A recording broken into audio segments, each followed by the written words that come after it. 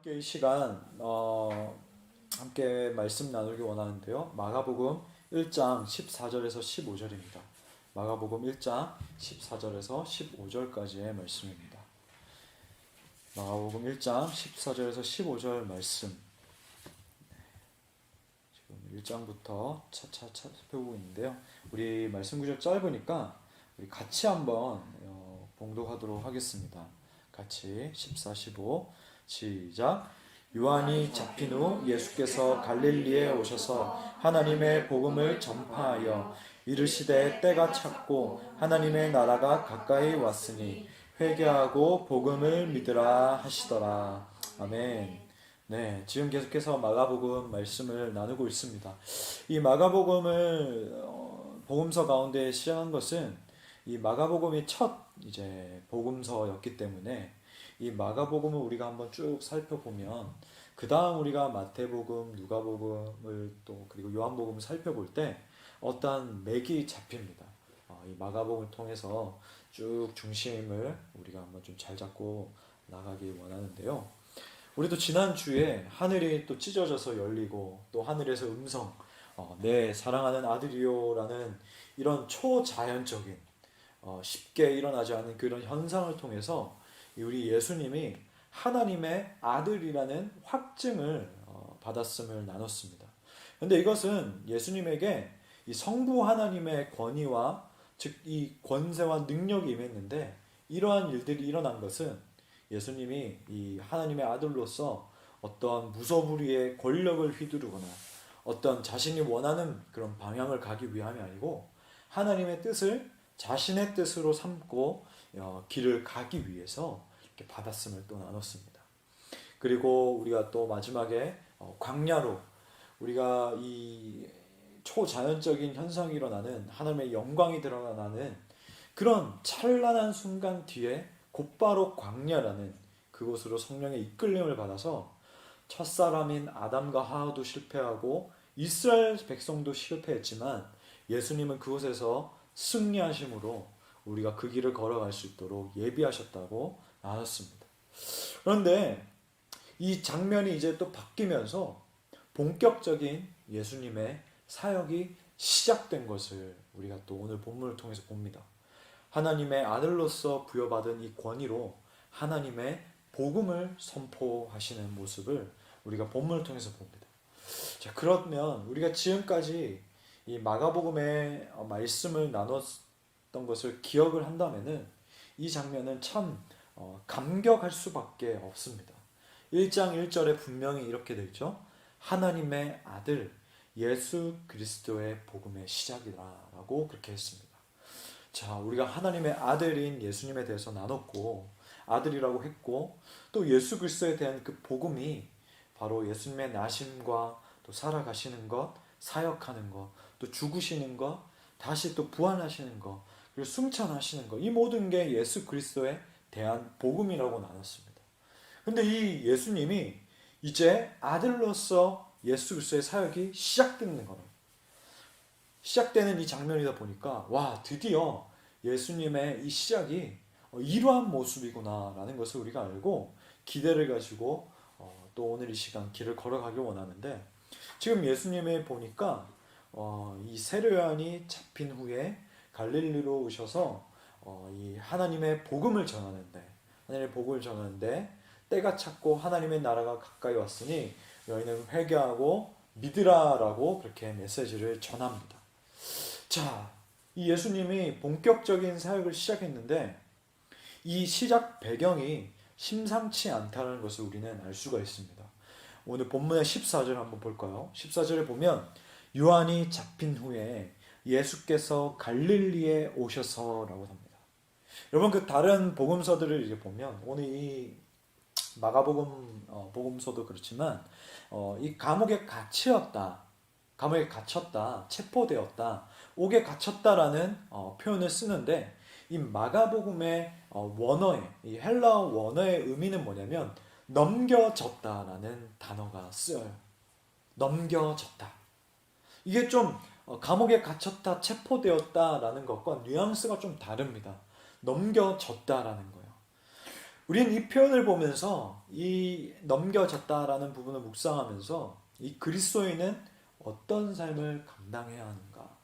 그리스도인은 필연적으로 어떤 삶을 감당하게 되는가라는 것을 우리는 생각해 볼 수 있습니다.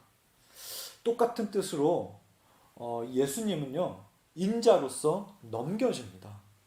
예수님은 하나님의 아들이었기 때문에 십자가로 넘겨지는 것이 예수님의 길이었어요. 똑같이요, 제자들도 마찬가지로 넘겨지는 인생이었습니다.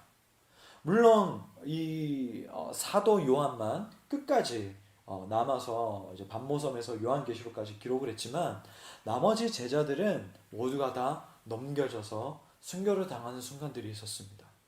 그리고 제자들뿐만 아니라 성경에 나와 있는 인물들, 그리고 우리가 이 기독교 역사 가운데에서 수많은 믿음의 선진들을 보면 넘겨지는 인생들이 있었습니다. 하나님을 믿는 이 사람들은 공통적으로 세상으로부터 환영받는 삶이 아니라 넘겨지는 삶을 감당해야 했습니다. 그런 의미로 다시 한번 말씀드리지만 이 넘겨지는 상황이라는 것은 오늘날 우리 그리스도인들에게도 맞이할 수밖에 없는 역경이라는 겁니다. 복음은요, 지금은 더 심해졌지만 그 이전에도 코로나 시대 이전에도 복음이라는 것은 환영받지 못했습니다. 물론 한국 초기에도 좀 쉽지 않았지만 1910년 이후부터 그리고 어떤 그 초기에는 한국 교회에 좀 좋은 그런 부분들이 있었습니다. 그렇지만 어떤 찰나의 순간을 빼고 그 이후에는 계속해서 이 복음은 환영받지 못한 것이 대부분입니다. 늘 이에 대한 갈등이 있었고 어려움이 있었습니다. 교회에서는 복음이 통용되고 믿는 자끼리는 그 나눔이 통용이 되었지만 그 이후에 회사에 가거나 또 어떤 일터에 가거나 학교에 가거나 그리고 믿지 않는 사람들과 우리가 만나서 이야기할 때에는 늘 갈등과 어려움이 있었던 것이 사실입니다.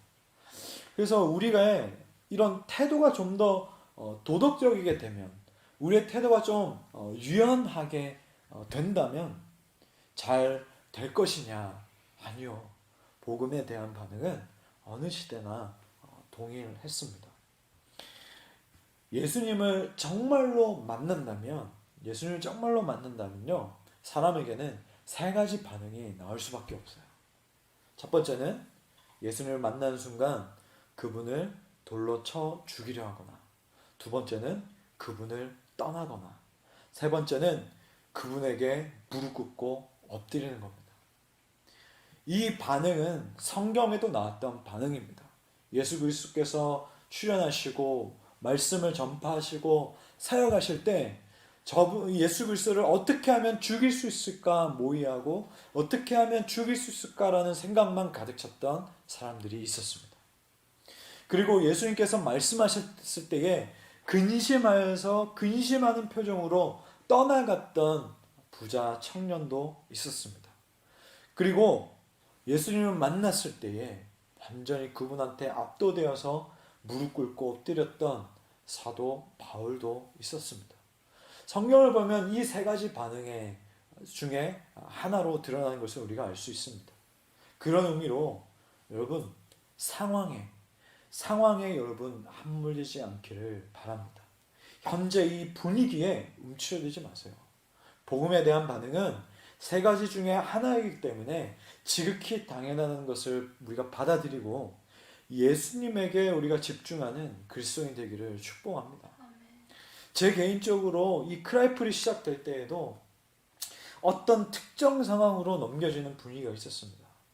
그때 참 제가 쉽게 이렇게 마음이 어려워지거나 낙담하는 그런 스타일이 아니거든요. 그런데 그때는 이 하늘이 좀 무너지는 순간이 오더라고요. 마음이 참 힘들더라고요. 그런데 그때 하나님께 내가 무릎 꿇어야 되겠다. 하나님께 내가 더 기도해야겠다. 이건 어떤 메시지가 있는 것 같다 싶어서 하나님께 무릎 꿇고 그때 기도했습니다. 하나님, 만약에 아니라면 아예 시작 자체가 안 되도록 해주시고 참 지금 제가 마음이 힘든데 이겨내야 할 그런 준비라면 제가 이것을 돌파하겠습니다. 무너지지 않겠습니다. 그러고 나서 이제 시작을 했는데 우리 또 프랑스로 간 우리 다은이가 오고 또 그 2주 뒤에 또 부부가 오고 또 오고 그렇게 시작의 이 타임라인이 그려지더라고요. 어, 정확히 또 2주 전에 우리가 이 성수동에서 또 시작을 할 때에 새롭게 시작할 때 또 동일하게 또 이 넘겨지는 상황이 있었습니다. 오히려 제가 이 크라이프를 시작을 하고 나서요. 1월부터 쭉 올 때 그동안 뭐 장소를 옮겨 다니고 뭐 그런 것은 있었지만 그런 차원이 아니라 더 훨씬 더 제 마음을 어렵게 하는 그런 사건들과 상황들이 몰아닥치더라고요. 갑자기. 근데 그게 언제였냐면 금요일부터 막 오기 시작하는 거예요. 금요일부터는 제가 말씀을 또 준비를 하느라 또 집중해야 되는 시간들이라서 더 이렇게 신경 쓰는데 그것 때문에 이게 이 묵상이 잘 안 되고 글도 잘 안 써지는 거예요. 근데 그런 어려움들이 이렇게 막 오고 이런 상황이 오니까 근데 첫 번째 경험이 있었잖아요. 하나님께서 또 뭔가 이렇게 시작을 하려고 하는데 이것은 하나님께서 주시는 시련이 아니라면 이거는 또다시 이 시작을 하기가 어렵도록 이 영적으로 치고 들어오는구나. 사단이 여기서 시작하는 데 있어서 완전히 어렵게 만드는구나. 그래서 그때도 설교 준비하기를 좀 잠시 멈추고 기도했습니다. 하나님, 이 성수동에서 시작하려고 하니까 또다시 어려움이 찾아오는군요. 그러나 첫 번째 때 제가 그 경험했던 것처럼 이것이 멈추라는 사인이 아니라 이 시작해야 될 그 이유라고 한다면 이겨내겠습니다. 또 돌파해내겠습니다. 그러고 나서 제가 또 기도도 하고 또 내가 이렇게 하면 안 되겠다. 나부터가 완전히 좀 바뀌어야겠다라고 해서 생활 패턴이라든지 말씀을 준비하는 그 모든 것들을 다 갈아엎어서 바꿨던 계기이기도 합니다. 그런데 제가 이러한 상황들이 몰려왔지만 견뎌야만 했고 또 인내할 수 있었던 그 이유는 오직 하나예요. 바로 예수님 때문입니다. 이 말씀 1장 1절부터 계속 묵상해오는 이 말씀의 길을 제가 이렇게 쭉 따라가다 보니까 예수님 뿐이더라고요. 예수님께서 이렇게 시작의 길을 닦아 놓으셨고 예수님께서 이렇게 시작하셨고 예수님께서 이렇게 우리가 주님께 의지한다면 갈 수 있도록 만들어 놓으시니까 이게 가능하더라고요. 제가 일례로 요즘 그 청라에서 독서 모임을 합니다. 이제 새벽에 가서 새벽에 깨워서 가는데 이제 그 곳에 모인 목사님들은 바이보케이셔널 이제 패스터예요. 그러니까 교회도 하시고 자기의 그 비즈니스 사업장도 있으셔요. 바리스타 아카데미도 운영하시는 분도 계시고요. 또 빵집을 운영하시기 위해서 그 제과제빵 자격증을 취득하기 위해서 다니시는 저랑 동갑인 목사님도 계시고 또 한 목사님은 이미 오래전부터 이렇게 준비하셔서 빵과 커피를 파는 이 빵집을 운영하십니다. 근데 제가 그 말씀을 안 드렸는데도 목사님께서 갑자기 빵 좋아하시냐고 하시더라고요. 그래서 제가 너무 좋아해서 일부러 찾으러 다닙니다 라고 말씀드렸는데 목사님은 그런 빵을 좋아하시니까 금방 해도 되겠습니다 라고 하면서 가르쳐 주시는 거예요. 사실은요 저도 이제 뭐 사역한 지 이제 겨우 15년밖에 안 됐지만 이 저의 그런 사역 노하우나 이런 것들을 쉽게 이렇게 안 알려줍니다. 뭔가 좀 끈질긴 뭔가가 있고 있는 사람들에게 이렇게 알려주지. 쉽게 말하면 비법을 알려주는 게 쉽지가 않아요. 근데 목사님께서 손들이 이렇게 알려주시더라고요. 레시피는 비밀이라고 말씀해 주셨고. 그런데 배우는데 와 재밌더라고요. 이야 빵을 항상 소비만 했는데 와 이런 과정으로 만들어지구나. 그리고 저를 이렇게 배웠는데 또 이 계산대 있잖아요. 포스라고 하나요? 이 계산대에서 계산을 하는 방법을 또 알려주시더라고요. 그래서 배웠죠. 와 이게 생각보다 이렇게 어려운 줄 알았는데 이렇게 하는 원리구나. 그러고 나서요 어떻게 됐냐면 이제 잠시 목사님이 좀 자리를 그때 스케줄이 있어서 비우셔야 했고 이제 30분의 공백 10시 30분에 이제 아르바이트생이 오는데 그 그때가 시간이 10시였거든요. 10시에서 10시 30분까지 30분 동안만 좀 이렇게 계셔주면 그 안에 손님들이 오면 이제 배달 갔다라고만 해주시면 이제 아르바이트생이 와서 처리해 줄 것 같다라고 이렇게 하셨어요. 30분 동안 있었죠. 무슨 손님이 올까 그 사이에 라는 마음으로. 그런데 얼마 지나지 않아서 손님이 왔습니다. 10시 20분쯤에 손님이 왔어요. 제가 어떻게 했겠어요? 아, 사장님은 지금 아르바이트 갔으니 그 배달을 갔으니 조금만 기다려 주시면 결제하실 수 있습니다 라고 했어요. 근데 제 마음속과 제 생각에는 계속 갈등이 있었어요. 아, 나 이거 배웠는데 이거 지금 해야 되나? 시간이 1분 1분 갈수록 초조해지는 거예요. 아니나 다를까 제가 아르바이트생이 안 와서 목사님께 전화했습니다. 근데 아르바이트생이 연락이 두절됐대요. 그럼 어떻게 하겠어요? 제가 해야죠. 제가 배운 대로 조금씩 누르면서 계산도 해주고 또 이 손님이 주차도 했다라는 거예요. 그러니까 올해 그래도 10분 동안 기다렸으니까 기분이 나쁠까봐 주차는 특별히 2시간 넣어드릴게요 라고 해서 2시간도 넣어줬어요. 했어요. 그리고 그 빵들을 어떻게 팔아야 되는지 알기 시작하니까 이제는 그 가게를 어쨌든 제가 그 시간 동안 1시간이라는 시간 동안 제가 이제 있어야 되니까 생각이 달라지더라고요.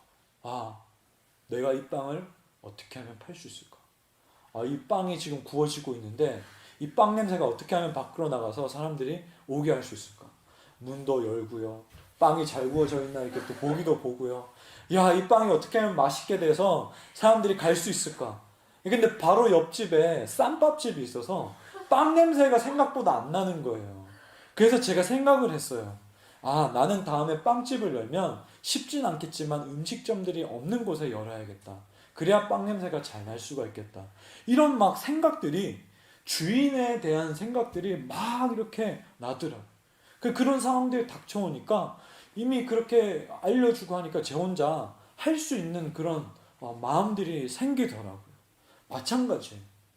우리가 성령에 이끌리는 그 시험이든 어떻게 닥쳐오는 그 시련과 그 역경이든 간에 그리스도인이라면 마주할 수밖에 없는 순간이 분명히 옵니다.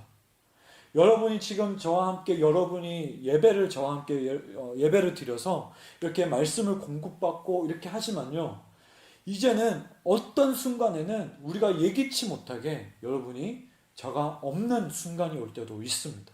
그때는 부부만 남아있을 수도 있고 혹은 가족만 남아있을 수도 있고 어떤 때로는 혼자만 남겨지는 때도 있을 겁니다.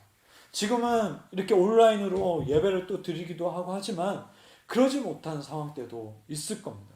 그런데 우리는 누군가에게 계속 의지하는 것이 아니라 이런 넘겨지는 상황을 받아들이고 돌파하는 그 힘을 주시기를 우리가 주님께 구하는 그 믿음의 삶, 그 믿음의 길을 걷기를 축복합니다. 자, 이런 상황에서 넘겨지는 상황에서 예수님은요 주춤거리지 않았어요. 멈추지 않았어요. 이러면은 좀 하기 힘들겠다라는 것이 아니라요. 14절의 후반부에 보니까 복음을 선언하셔요. 요한이 넘겨지는 상황. 자, 세례 요한이 넘겨지는 상황은 어떤 분위기일까요? 마태복음 4장과 누가복음에 보면요. 특히 이제 마태복음 4장에 보면 위험한 상태입니다. 나중에 보면 이 세례 요한은 헤롯 왕에 의해서 참수를 당해요. 사형을 당해요. 뭐 때문에? 예수님 때문에. 이 복음 때문에 죽습니다. 이 믿음으로 인하여서 복음 전파한 이유로 인하여서 목숨을 내놓아야 한다면 삶이 끊어진다면 그 분위기가 어떻겠습니까? 공포 분위기 아니겠어요? 지금 이 지구상에 있는 국가 중에서 우리와 가장 맞닥뜨려 있는 나라 북한. 저 북한에서 예수님을 전파하면 그리고 나 그리스도인이요라고 하면 이러한 상황이 옵니다. 그리고 중국에서도 공식 정부로부터 인증받은 그런 3자 교회가 아니면 예수님을 전하면 중국인이 복음을 전하거나 또 믿음을 생활하면 어려움을 겪습니다. 이러한 나라들이 점차 많이 있습니다. 자, 그러면 모든 것을 멈추고 어디 숨어야만이 우리가 생각하는 정상적인 상황이겠죠. 거슬리는 행동과 이 말은 감춰야만이 미움을 안 받을 수가 있습니다. 그런데 이때 예수님은 하나님의 복음을 전파합니다. 예수님의 이 사역이 시작이 편안한 가운데 이루어진 것이 아니라 역경과 고난 가운데 시작됐음을 우린 볼 수가 있습니다. 복음은요, 바로 이런 상황에서 선포되었습니다. 복음의 시작이 다 갖춰진 환경과 편안한 그런 좋은 환경에서 시작되지 않았다는 거예요. 우리가 지금 받아들이고 우리가 진리라고 여기는 이 복음을 매주마다 나누고 있고 예배하고 있고 하나님께 우리가 경배하고 있고 예배하기 위해서 이렇게 모였는데, 이 우리가 나눈 이 복음은 편안한 환경에서 시작된 것이 아니라는 겁니다. 아마도 이 말씀은요, 오늘 이 마가복음의 1장에 오늘 나눈 이 말씀은 마가복음의 첫 독자들에게, 마가복음의 이 첫 독자들이 누구라고 했습니까? 네로 황제에 의하여서 박해를 받고 있는, 고난을 받고 있는 그 성도들이라고 했습니다. 아마 이 네로 황제에게 고난을 받는 이 상황에서 충분히 위로되었을 겁니다. 오히려 죽음이 임박한 그 상황에도, 순간에도 복음은 선포되어야 한다는 그 사명을 더 가졌을지도 모릅니다. 왜냐하면 이 성도들이 말씀을 읽었을 때에 자기들이 뭔가 잘못해서, 또 자기들이 이렇게 복음을 받는 것이 하나님이 우리를 버리셨나라는 그런 생각을 했을 수도 있는데, 예수님의 복음을 전하는 순간과 예수님께서 복음을 전파하셨던 이 순간이 바로 자신들과 동일한 순간에서 시작되었다라는 그 말씀을 보고 충분한 위로를 받았을 겁니다. 그렇다면요, 예수님을 따르는 자라는 우리도 마찬가지로 이 시작의 배경이 불완전함 가운데 있지 않을까요? 시작하는 것에 있어서 완벽한 조건은 없습니다. 우리 크라이플도 마찬가지였습니다. 불완전한 배경과 그런 상황에서 시작되었습니다. 특별히 저 같은 경우는 작년에 개척을 한다라고 말을 하고 주변 사람들에게 말을 했을 때에, 이 코로나 시대 때에 교회에서 안 잘리면 감사합니다 하고 사역을 해야지 무슨 개척이냐, 무슨 이때 개척을 하는 거냐라는 말들을 99.9% 들었습니다. 사실 저도 이 코로나 시대 때 개척을 하면 이 교회에 누가 함께 할까라는 생각을 안 했던 것은 아닙니다. 그런데 예수님도 그렇고 복음이 전해지는 상황도 그렇고 완벽한 조건과 완전한 그런 조건은 없더라고요. 그래서 저는 이 말씀을 준비하면서 또 이 말씀을 묵상하면서 너무나 위로를 받았던 것 같습니다. 우리가 복음을 선포하는 것, 결국 이 복음 사역에 있어서 온전히 잘 될 수 있도록 허락하는 환경은 절대로 우리에게 주어지지 않습니다. 그렇기에 우리가 시작하는 것을, 여러분이 복음을 전하고 복음을 선포하는 것을 시작하는 것에 있어서 망설이거나 주춤거리지 마세요. 어떤 넘겨지는 상황을 겪는다면 오히려 그때는 우리가 기뻐할 순간입니다. 왜냐하면 복음으로 인한 어려움을 우리 하나님께서 격려하시기 때문입니다. 우리가 걸어가는 그 길, 이 시간들이 헛되지 않았다는 것을 확인받는 위로가 분명히 있기 때문입니다. 저와 여러분의 그 시간과 저와 여러분의 그 순간에도 이 확인받는 위로가 있기를 축복합니다. 그리고 예수님께서 우리를 부르신 그 목적에 대해서 들여다보길 원합니다. 우리가 일하고 있는 그곳에서, 일터에서, 삶에서, 관계 맺고 있는 그곳에서 사람들과 잘 화목하게 지내고 또 일을 하고 또 그 주어진 맡겨진 일들을 정말 잘 해내는 것, 그리고 그 일들을 성공하는 것도 너무나도 중요한데요. 우리에게 있어서 나중에 또 다음 주에 또 제자들의 그 부르심 때도 나누겠지만, 우리에게 있어서 이 사람 낚는 어부가 되는 그 터전은 바로 여러분이 있는 그 삶의 터전입니다. 무엇을 위해서 주님이 우리를 부르셨습니까? 우리는 넘겨짐을 두려워하는 자들이 아닙니다.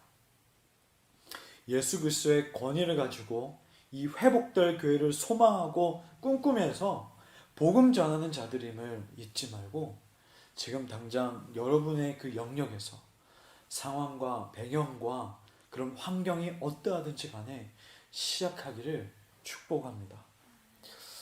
자, 그리고 예수님께서 이 전파하신 하나님의 그렇다면 복음은 무엇일까? 바로 하나님 나라에 대한 메시지인데요. 우리 함께 다시 한번 이 말씀을 살펴보기 원합니다. 마가복음 1장 말씀인데 15절 말씀. 자, 이르시되 때가 찼고 하나님의 나라가 가까이 왔으니 회개하고 복음을 믿으라 하시더라. 자, 요한이 잡혔고 또 예수님께서 쉽지 않은 그런 상황에서 하나님의 복음을 전파했다라고 하는데요. 특별히 하나님 나라라는 것은 너무나도 중요하고 제가 이것을 제대로 알고 깨닫고 연구하기 시작한 것은 불과 5, 6년 전입니다.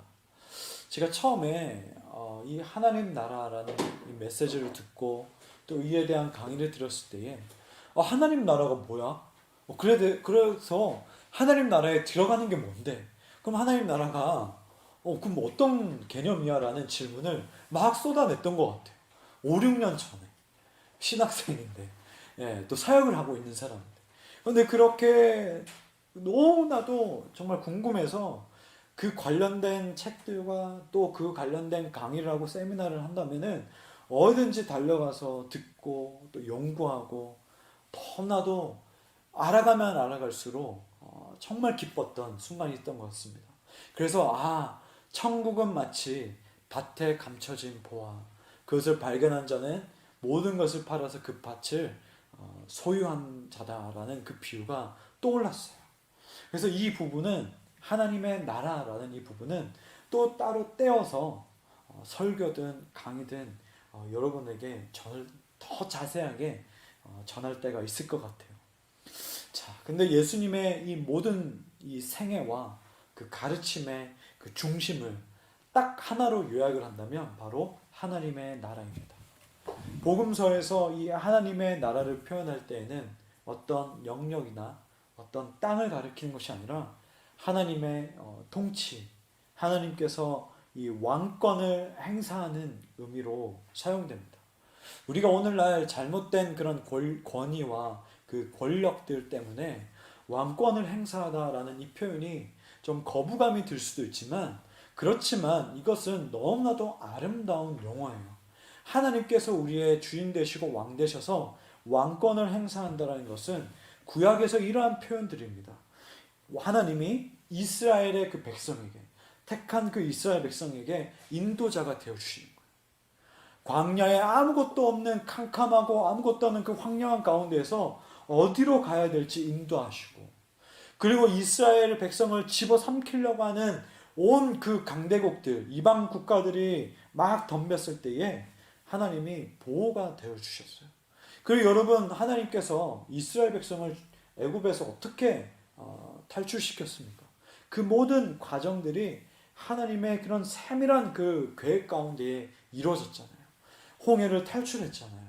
그 구출자 되시는 그 하나님. 그리고 하나님께서 그 이스라엘 백성에게 말씀으로 계속해서 알려주셨잖아요. 강력뿐만 아니라 이 선지자들을 통하여서 하나님의 메시지를 계속해서 주셨습니다. 그리고 메시아가 올 것이라고 그때가 올 거라고 계속해서 알려주셨던 그 계시의 역할 그것이 바로 하나님께서 왕권을 행하시다. 하나님께서 왕권을 행사하신다라는 그런 의미입니다. 그 하나님의 그 통치와 하나님께서 나에게 드디어 구원자와 또 인도자와 보호자와 구출자로서 내 삶에서 역사하시는구나. 이것이 이제 바로 시작되는 것이 바로 하나님 나라인데 여러분 또 한 가지 이 하나님 나라를 들었을 때에 이미와 아직 사이에 있다라는 말을 많이 들어봤을 겁니다. 그리고 그런 찬양도 한번 들어봤을 거예요. 이미 왔으나 아직 오지 않은 하나님 나라라는 그런 찬양도 있습니다. 자, 이미와 아직이라는 표현이 낯설지 않을 건데 이 예수님은요 하나님의 나라를 메시지로 전하는 메신저로도 이렇게 활약을 했지만 예수님 그 자신이, 예수님 자체가 하나님 나라의 메시지이기도 합니다. 구약에서 계속해서 선지자를 통하여서 그렇게 계시했던 그 메시아가 온다, 하나님께서 온다라는 것은 바로 곧 예수님이었잖아요. 그러니까 이 예수님 자체가 하나님 나라의 메시지라는 거죠.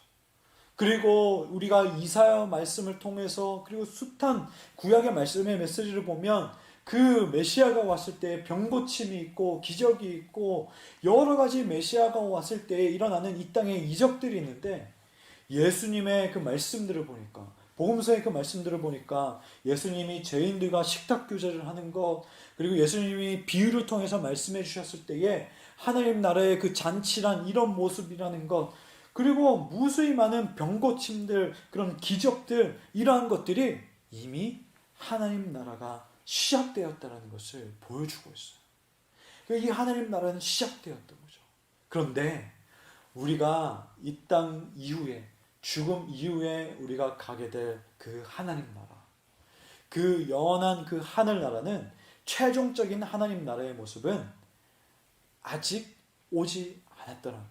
이 땅에서 우리가 얼마든지 하나님의 통치를 받으면 이 하나님의 나라를 살아가는 그 기쁨을 맛볼 수가 있지만, 그리고 우리가 일주일에 한 번이지만, 그리고 또 삶 속에서 이 예배를 통하여서 또 여러 가지 이 모습들을 통하여서 천국의 기쁨을 조금이라도 맛볼 수 있지만, 이 땅은 완성이 아니라는 거예요. 완성된 하나님 나라는 아직 오지 않았다는 거예요. 그래서 이 하나님 나라는 이미 왔으나 아직 오지 않은 이 하나님의 나라라는 겁니다. 어쨌든 이 예수님께서 이 하나님의 이 복음, 위로부터 내려오는 이 복음을 전파하시는데, 여기 오늘 본문의 15절에 보니까 이르시되 때가 찼고라고 해요. 이 때는 굉장히 중요한 의미입니다. 중요하고 적절한 이 순간을 의미하는 카이로스입니다. 여러분 아마 많이 들어봤을 거예요. 이 카이로스라는 이 헬라어가 바로 이때 중요하고 적절한 순간이라는 건데, 이 카이로스는요 또 어떤 의미로 쓰이냐면, 어떠한 기간이 차서 이제 남은 시간이 별로 없다라는 의미로 말할 수도 있습니다.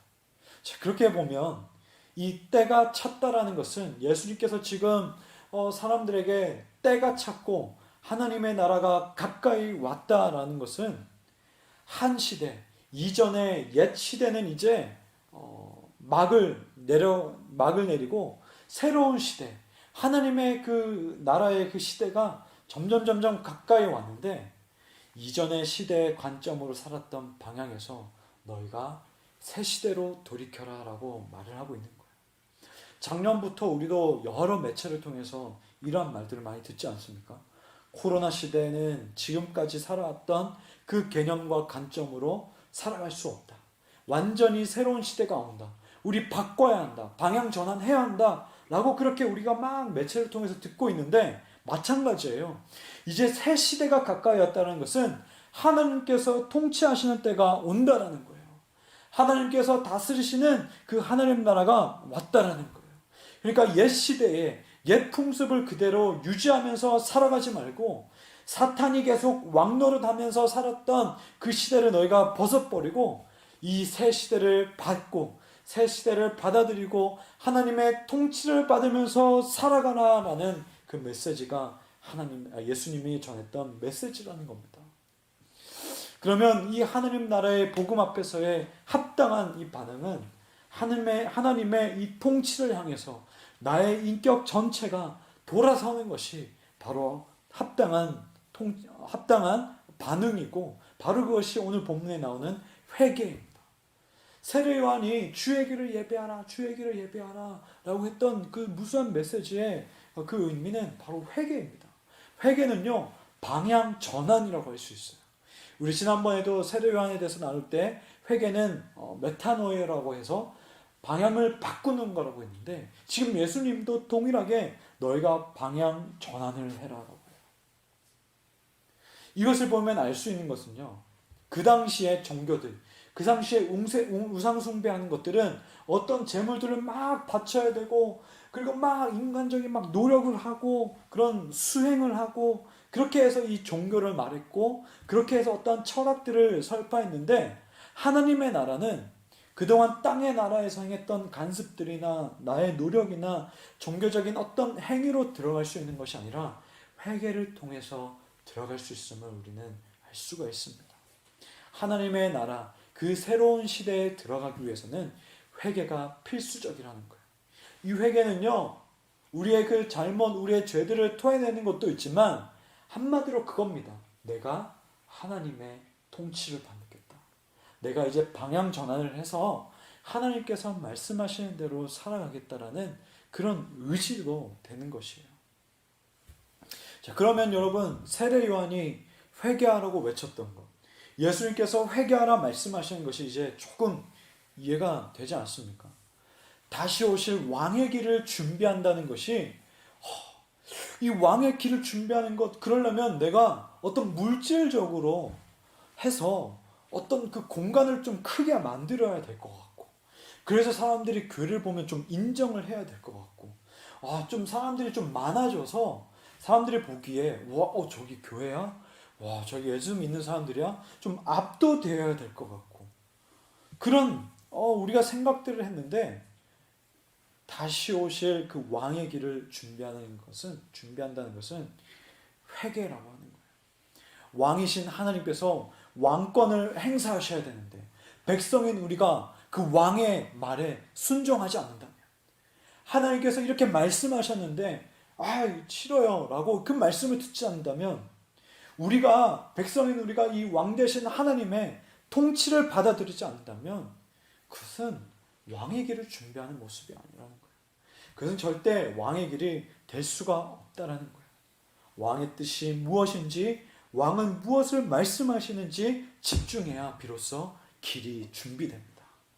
왕과 우리가 일치될 때에 진정한 길이 예비되기 시작합니다. 예수님은 지금도 하나님의 복음을 선포하면서 하나님 나라로 초대합니다. 우리 역시 은혜의 선물로 인하여서 이 초대를 받아서 이 자리에 있습니다. 왕의 백성들로 살아가면서 우리 역시 이 복음의 초대라는 사명을 잊지 않았으면 좋겠습니다. 상황은 계속해서 넘겨지는 상황이 있고, 상황은 계속해서 시작하기에 쉽지가 않고, 내가 어떤 사람에게 하나님의 복음을 전하는 입을 떼기가 너무나도 어렵고, 그러한 것들이 반복적이고, 그런 상황들로 내가 둘러싸여 있는다 할지라도 이 복음 초대라는 사명을 우리도 잊지 않았으면 좋겠습니다. 저는 여러 가지 교회에 건강한 표지가 있지만, 그 중에 첫 번째는 교회의 건강함의 표지, 저는 첫 번째라고 생각되는 것은 세례 받는 자가 있는지 없는지라고 저는 생각됩니다. 복음을 받아들이고 회개하고 세례 받는 자가 끊이지 않는 크라이플 되기를 간절히 소망합니다. 이미 믿는 자들, 그리고 오래전에 믿었지만 떠났던 자들, 돌아오는 사역들도 중요합니다. 그런데요, 교회는 아예 복음에 대해서 몰랐던 자들, 믿지 않았던 자들이 복음을 듣고 또 받아들이고 그 사람들 회개하고 세례받는 그 사역도 너무나도 중요하다는 것을 우리가 꼭 잊지 않기를 간절히 원합니다. 그리고 이것이 저와 여러분의 가장 우선적인 사명이기를 축복합니다. 그리고 마지막으로 예수님의 그 시작의 특징을 보면, 그 메시지를 전한 그것을 살펴보면, 두 번째로 하나님 나라의 복음 앞에서 합당한 반응을 또 말하는데, 바로 믿음입니다. 예수님께서는 회개하고 끝나는 것이 아니라 믿으라고 했어요. 하나님 나라가 가까이 왔으니 회개하고 복음을 믿으라고 말씀하셨습니다. 자, 회개가 방향 전환이라면, 믿음은 그 달라진 방향을 향하여 가는 것. 즉, 회개가 방향 전환이라고 제가 말씀드렸습니다. 방향 전이라면 믿음은 달라진 그 방향을 향해 가는 것. 그것이 복음으로 향하는 것. 그것이 바로 믿음의 모습입니다. 그래서요, 여러분, 회개하고 믿으라. 회개하고 믿는다라는 것은 일시적인 모습이 아니에요. 방향을 전환하여서 복음이 보이는 곳으로 향한다는 것은 현재 진행형의 반응입니다. 내가 한 번만 회개하고 한 번만 그곳으로 향하고 멈추는 것이 아니라 회개하고 향하고 회개하고 향하는 것은 계속해서 현재 진행형으로 이루어지는 반응이에요. 우리는 계속해서 회개와 믿음의 상태로 살아가야 합니다. 그것이 합당한 반응입니다. 지난번에 제가 세례 요한 말씀 나눌 때 말씀드렸지만 회개는 한 번 하고 그냥 끝나는 것이 아니에요. 회심은 있을 수 있어요. 회심을 한 뒤에는 우리는 끊임없이 이 죄 가운데에서 살아가는 우리가 끊임없이 우리의 마음의 이 정결함에 대해서 하나님 앞에서 쏟아놓고 하나님 앞에서 기도하고 하나님 앞에서 나의 이 방향의 상태가 어떠한지에 대해서 점검받고, 이것은 끊임없이 우리가 이 땅에서 해야 될 부분이라는 거예요. 그래서 이 회개와 믿음의 상태가 어떤 특정한 영역에서는, 그리고 어떤 특정한 공간에서는 온, 오프가 되는 것이 아니라 모든 영역에서 하나님 나라의 백성으로 살아가는 모습, 그것이 바로 하나님 앞에서의 합당한 반응이라는 겁니다. 제가 수요일마다 우리 셰터스와 함께 예배 관련 책으로 계속 북스터디를 하고 있는데, 거기서 울림이 되었던 그 문장이 24시간 교회가 되는 것이, 교회를 건물로 오해해서 교회를 일주일에 한 번 가는 개념으로 사람들이 생각을 하는 거예요. 그러면 어떻겠습니까? 일주일에 한 번만 그리스도인으로 살아갈 가능성이 큽니다. 여러분, 이미 서양에는 이 썬데이 크리스찬 말이 나왔잖아요. 마찬가지입니다. 썬데이 크리스찬도 한국도 그렇게 서서히 물결이 들어가던 이 찰나에 지금 있는데, 우리가 현재 이곳 성수동에 일주일에 한 번만 온다고 해서 그렇게 잘못 생각하면 안 됩니다. 하나님 나라의 백성으로 초대받았다는 것은 모든 영역에서 모든 시간 회개한 믿음의 상태로 살아가기를 요구받았다는 겁니다. 크라이플은 일주일에 한 번 교회에 간다가 아니라 일주일 내내 교회로 움직인다, 살아간다가 되기를 간절히 바랍니다.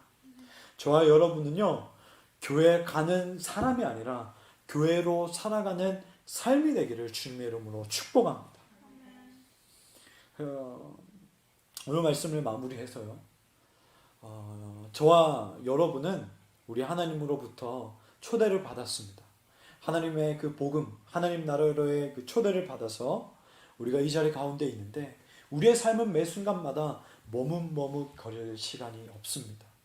회개하는 삶, 방향 전환하여 그 방향을 향하여 가는 삶과 그렇지 않은 삶 사이에서 갈등할 틈이 없습니다. 그 틈을 보이는 순간 하나님 다음으로 우리를 너무나도 잘 아는 이 사단은 그 틈을 비집고 와서 그 방향 전환하지 못하도록 우리를 끊임없이 방해하고 끊임없이 악의 구렁텅이로 인도합니다. 완성된 그 하나님 나라가 우리 눈에 보이지 않다고 할지라도, 신비로 감추어져 있다 하더라도 우리는 정해야 합니다. 새 나라로 초대받은 우리는 방향 전환이 필요합니다. 그리고 그 방향 전환된 그 방향을 향하여 가는 우리의 신앙이 되기를 간절히 축복합니다.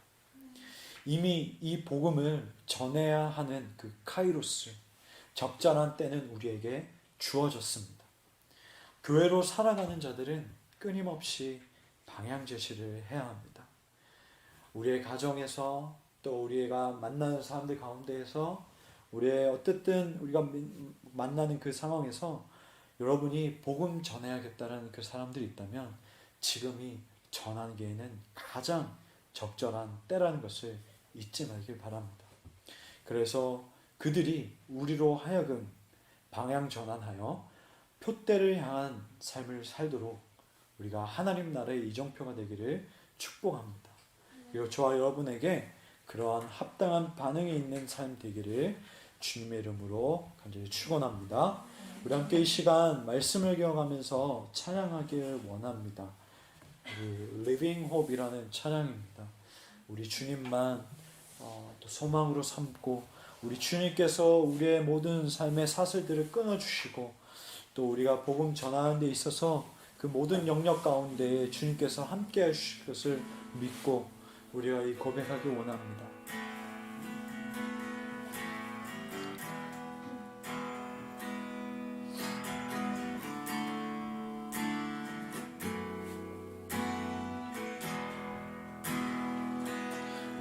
주를 너무 멀리 떠나가 어두운 골짜기 헤매여 내 절망 가운데 나가는데 하늘을 보며 주의 이름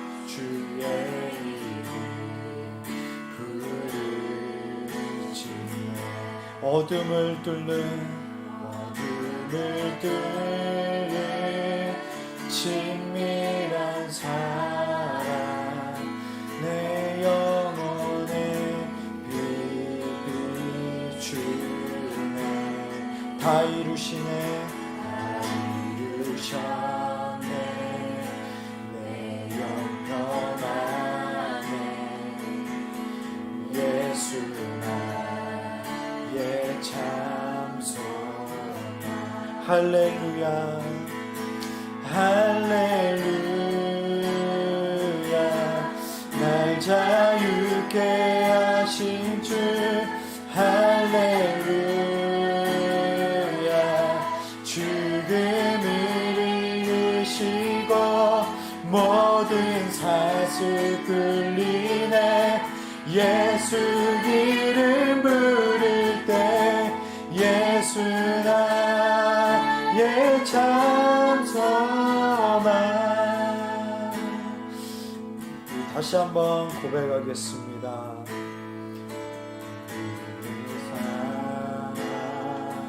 증명 못하리 한없는 은혜 경험 못해 만유의 주님 만유의 주 영광 버리고 온갖 멸시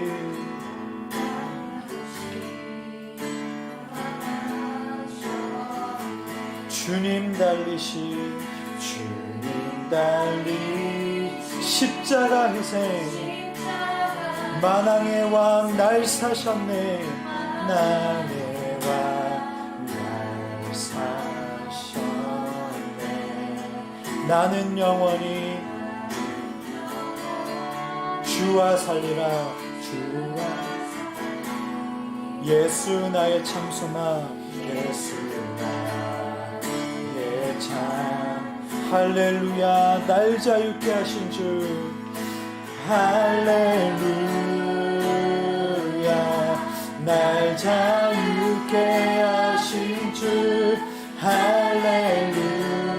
할렐루야 죽음을 이기시고 모든 사슬 풀리네 예수 이름 부를 때 예수 나의 참소 할렐루야 날 자유케 할렐루야 날 자유케 하신 주 할렐루야 죽음을 이기시고 모든 사슬 풀리네 예수 이름 부를 때 예수 나의 우리 마지막으로 선포합시다 할렐루야 날 자유케 할렐루야 날 자유케 하신 주 할렐루야 죽음을 이기시고 모든 사슬 풀리네 예수 이름 부를 때 예수 나의 참소망 우리 함께 이 시간 이렇게 기도했으면 좋겠습니다. 여러분, 예수님께서는요, 넘겨지는 상황에서, 쉽지 않은 상황에서, 갖춰지지 않은 그런 상황임에도 불구하고 하나님의 복음을 선포했습니다. 여러분, 우리가 이 복음을 선포한다라고 했을 때에 우리가 한 가지 잘못된 생각을 하는 것 같아요. 내가 이 복음을 선포해서 이 사람을 믿게 해야 한다. 내가 말을 선포했을 때에 이 사람이 믿어야 된다. 바로 합당한 반응이 나와야 된다. 근데 여러분, 우리는 선포할 뿐입니다. 우리가 복음을 선포할 때에 그 사람에게 반응이 나오는 것, 그 사람이 믿는 것은 하나님께서 하십니다. 그것이 우리가 선포했을 때 바로 나타나지 않는다 할지라도 계속해서 우리가 선포하면 그 하나님께서 그 복음을 듣는 자에게 마음을 열어주시고 그 마음 가운데 하나님께서 역사하시는 겁니다. 우리가 하는 것은 우리가 이 찬양을 고백했던 것처럼 두려움을 끊고 모든 사슬을 끊어버리고 그 예수님의 그 복음을 선포했을 때에 우리가 그 선포했을 때에 오는 그 역할까지가 우리가 감당할 역할이라는 겁니다. 우리가 이 시간 기도할 때에 주님, 저에게 있어서 두려움과 저에게 있어서 뭔가 남을 의식하는 것과 저에게 있어서 복음을 전하지 못하게 하는 그런 여러 가지 환경의 요인들을 끊어주시옵시고 하나님, 복음을 선포하는 담대한 마음을 허락하여 주옵소서. 정말 하나님의 복음, 하나님의 이 나라를 선포할 수 있는 입술과 담대함과 용기와 하나님 여러 가지 저에 있어서 그 마음들을 하나님께서 허락하여 주세요. 우리 함께 기도하며 나아갑니다.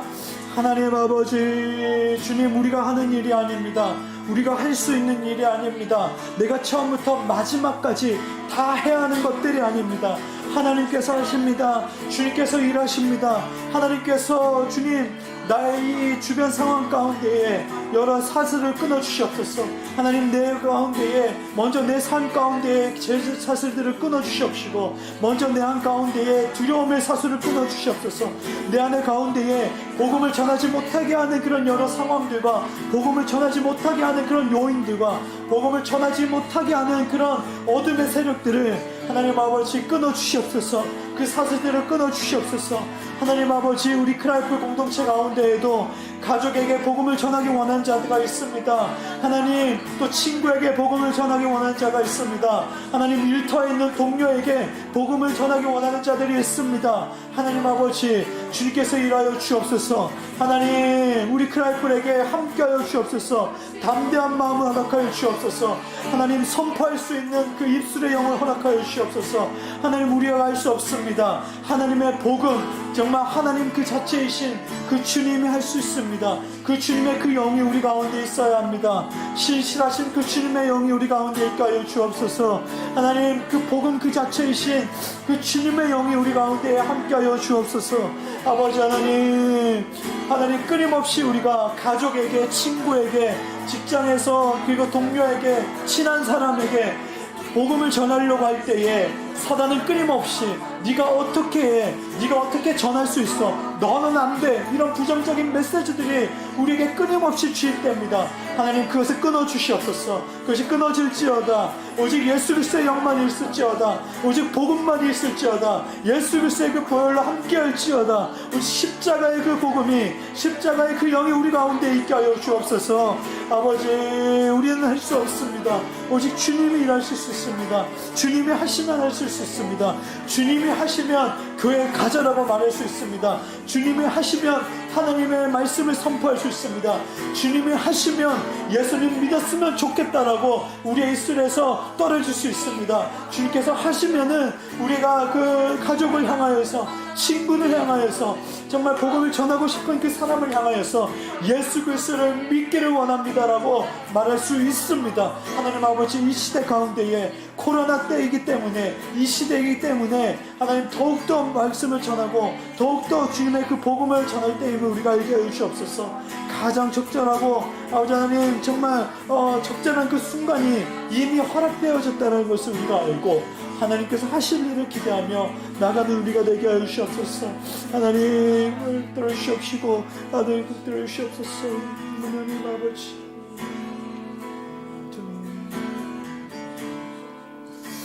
이 시간 한가지도 기도 제목으로 기도하기 원합니다. 우리 주님은요 우리가 24시간 교회로 살아가길 원합니다. 그 의미는 순간도 놓치지 않고 하나님께서는 우리와 교제하길 원하신다는 겁니다. 우리 주님께서는 우리와 동행하길 원하시고 함께 하시길 원하십니다. 우리가 어떠한 순간에 온오프 되는 것이 아니라 우리가 늘 하나님의 사람으로 살아가는 것, 하나님과 교제하고 살아가는 그 삶이 하나님께서 우리를 부르신 목적과 이유입니다. 이 시간 기도할 때 하나님, 제가 길을 걷든지 뛰든지 밥을 먹든지 앉든지 서든지 일을 하든지 쉬든지 어떤 순간이든지 간에 우리 하나님과 친밀한 그 교제가 이루어지게 하옵소서. 우리 하나님과 정말 세상에 줄 수 없는 그 세상에서 길게 만족할 수 없는 일시적인 그런 만족이 아니라 나에게 참 평안과 샬롬과 평강을 허락해 주시는 그 하나님을 내가 소유하는 삶 되게 하여 주옵소서. 우리 함께 기도하며 나아갑니다. 주님, 주님,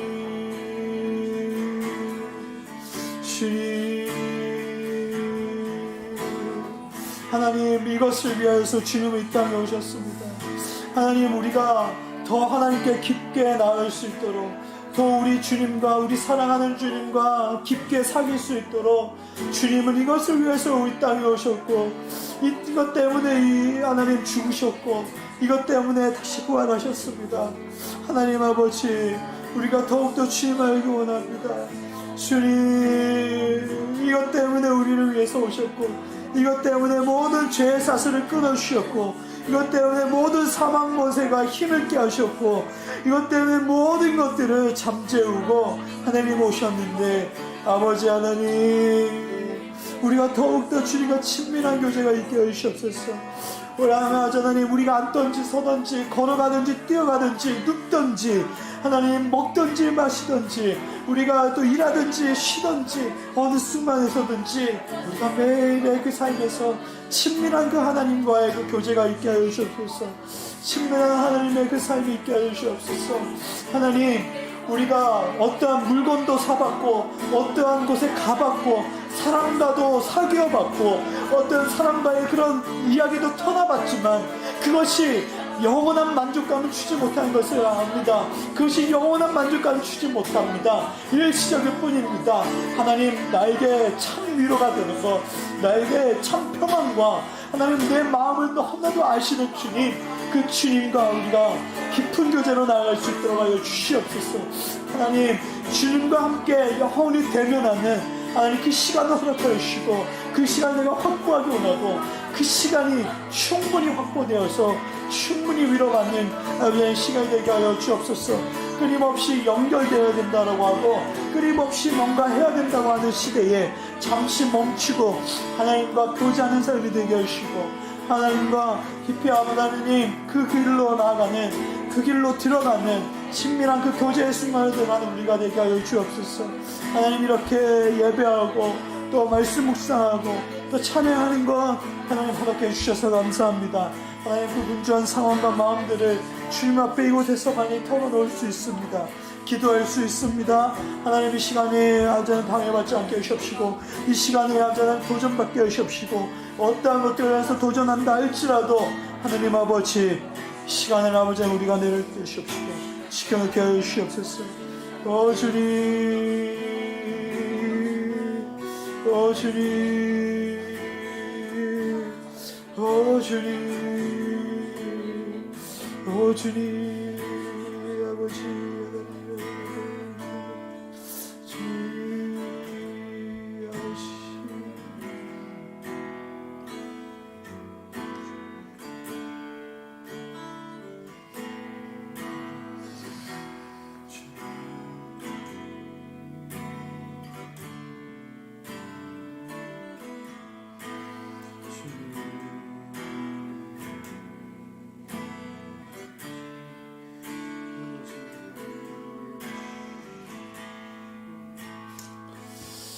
시간 함께 나눌 기도가 있다면 해주셔도 괜찮습니다.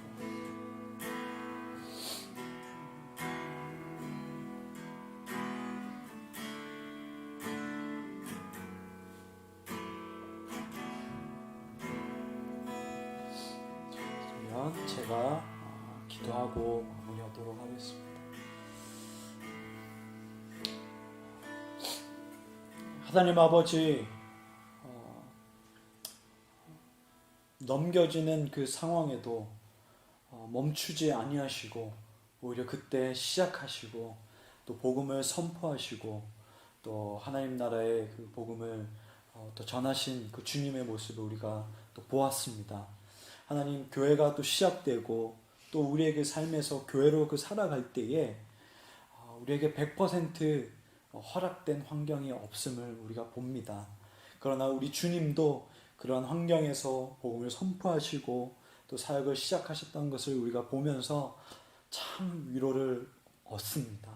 하나님, 여전히 우리가 힘든 시기이고 또 이 코로나가 언제 또 끝날지도 모르고 앞으로도 이 코로나 외에 더 큰 이런 일들이 있을 것이라고 예측하는 그런 이야기들이 계속해서 쏟아져 나오는 이 시대에 우리 주님께서 가장 우리에게 큰 위로를 해줄 수 있는 때구나라는 것을 우리가 또 보게 됩니다. 하나님, 우리가 멈추지 않고 또 시작하며 또 포기하지 않고 걸어가는 이 발걸음 가운데에 오직 하나님께서만이 동행해 주시고 위로하여 주옵소서. 하나님 아버지, 또한 주님께서 정말 이 하나님 나라에 합당한 그 반응으로 24시간 교회가 되기를 원하시는 것을 우리가 또 나눴습니다. 하나님 아버지, 더 깊게 우리가 친밀한 주님과의 그 교제의 삶을 살아가는 우리가 되게 하여 주옵소서. 끊임없이 세상은 바쁨과 또 멈춤 없이 해야 함과 계속해서 연결되어야 함과 뒤처지면 안 되고 오히려 선도해야 하고 오히려 그 주류 가운데 있어야 함을 끊임없이 우리 가운데 주입시키지만 우리가 이렇게 주일에 예배하는 것, 이것이 우리가 잠시 멈추고 정말 주님께 깊이 나아가는 시간인데 이 시간을 우리가 귀히 여기고 나가는 우리 그리스도인이 되게 하여 주옵소서. 또한 그 삶 가운데에도 참 바쁜 이 사회를 살아가지만 그 하루의 그 삶에서도 잠시 멈추고 주님을 깊이 묵상하고 또 친밀하게 교제하는 시간도 확보할 수 있도록 우리의 마음과 여러 가지 것들을 성령 하나님께서 인도하여 주옵소서. 감사드리며 예수님의 이름으로 기도하옵나이다. 아멘. 우리 하나님께서 복을 주십니다. 하나님은 복을 내려주시는 분이십니다. 주 예수 그리스도의 은혜와 하나님의 사랑과 성령의 교통하심이 넘겨지는 상황에도 멈추지 않고 하나님의 복음을 전하기를 결단하고 살아가길 원하는 온 성도 가운데에, 그리고 온라인으로 예배하는 성도 가운데에 함께 있을지어다. 아멘.